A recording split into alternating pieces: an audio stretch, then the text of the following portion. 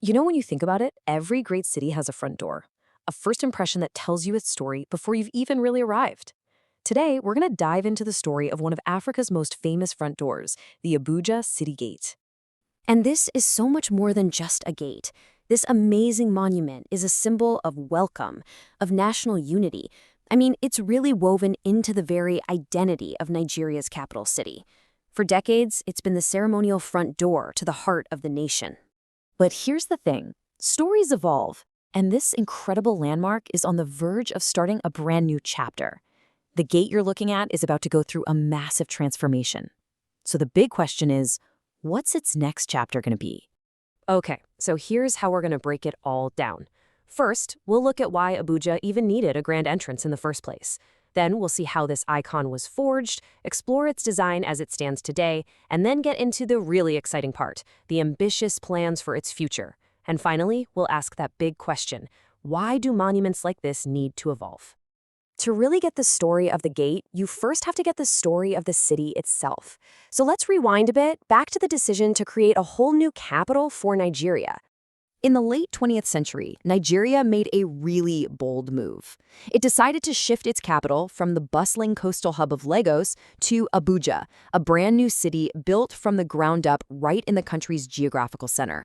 The whole idea was to create a neutral ground, a capital that belonged to no single ethnic group, and that could be a powerful symbol of unity for all Nigerians.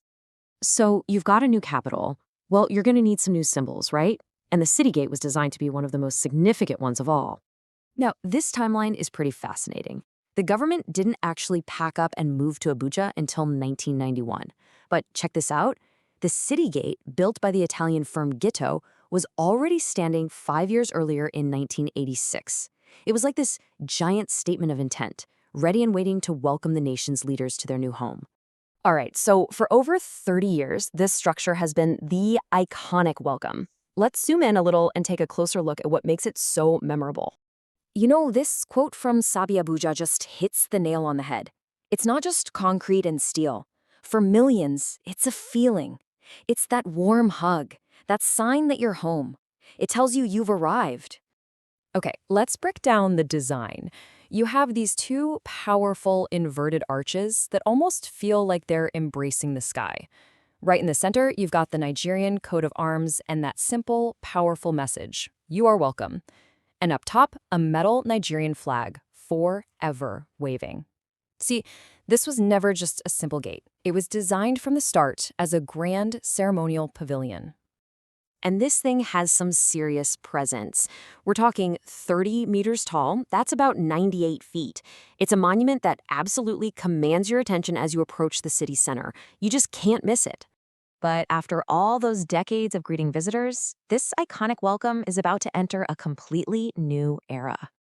So what does this new era look like? Well, a major modernization project is already underway, and it promises to completely transform the city gate as we know it. And just listen to this quote from the FCT minister Nyesom Wike. The goal is to remodel the gate into a true Abuja identity, to create that unmistakable feeling that, yes, you have arrived. That's a pretty huge ambition.